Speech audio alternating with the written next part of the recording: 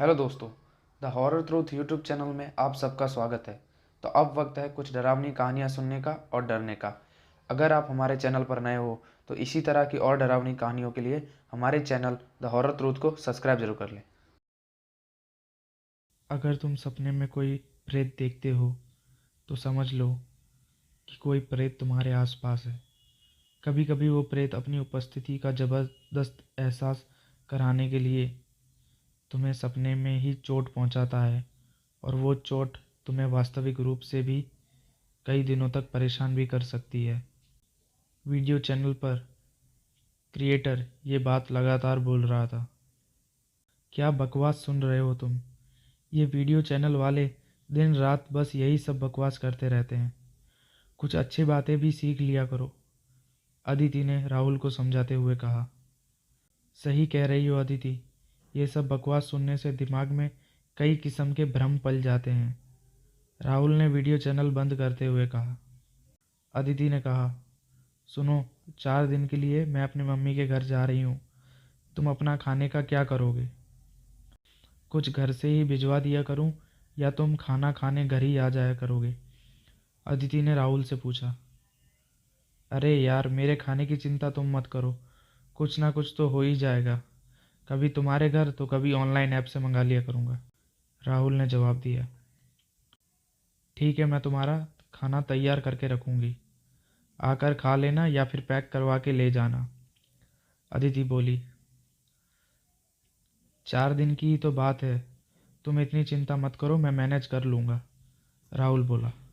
अगले दिन चारों ओर अंधेरा देखकर राहुल का मन खाना खाने का नहीं कर रहा था, लेकिन अदिति की जिद की वजह से उसे उसके घर से 10 किलोमीटर दूर अपने ससुराल में जाना ही पड़ रहा था। क्या मुसीबत है यार, कैसा बेवकूफ़ हूँ मैं। शाम को ही खाना खाने निकल जाता तो अच्छा था, अब इतनी रात में घर से निकलना एक बेवकूफ़ी ही थी, राहुल ड्राइव करते हुए बड़बड़ा रहा था। सर्दियों का सीज़न होने की वजह से मेन रोड पर लगभग जाम था।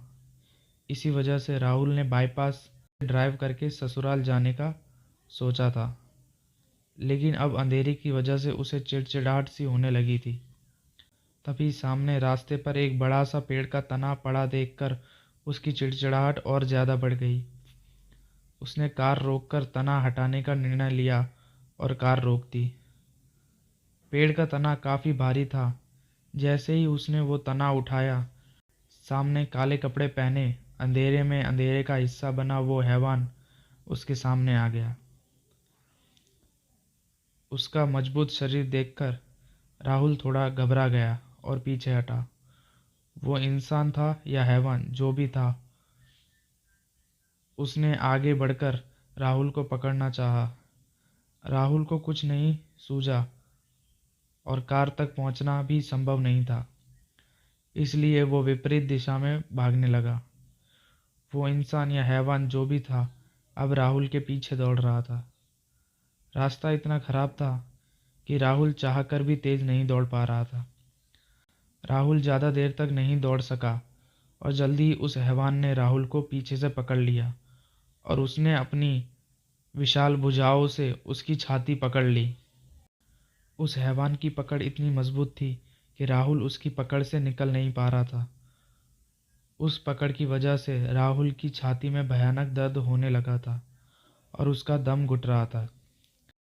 दम घुटने के उन्हीं क्षणों में राहुल की आंख खुल गई और उस भयानक सपने का अंत हो गया। राहुल के चारों तरफ अंधेरा था। सर्दियों के मौसम में भी वो पसीने से तरबतर हो चुका था। और सबसे खतरनाक बात यह है, जहाँ से उस हैवान ने अपनी बाहों से राहुल की छाती पर कसी हुई थी, उसी जगह से उसी जगह अब राहुल को बहुत ही ज़्यादा असहनीय दर्द हो रहा था। तो ये सपना था, ये सच। तो दोस्तों, आज की हमारी ये कहानी यहाँ पर ख़त्म होती है। और अगर आप भी अपनी सच्ची डरावनी कहानियाँ हमें भेजना चाहते हैं तो आपको हमारे डिस्क्रिप्शन में इंस्टाग्राम का लिंक मिल जाएगा। आप वहाँ जाकर अपनी सच्ची डरावनी कहानियाँ हमें भेज सकते हैं।